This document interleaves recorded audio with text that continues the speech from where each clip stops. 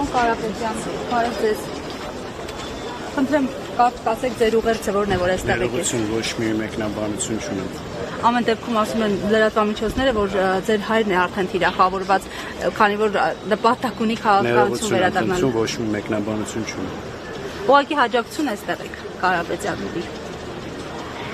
Դե փաստացի այստեղ է։ Առանց ասելիք։ Ներողություն։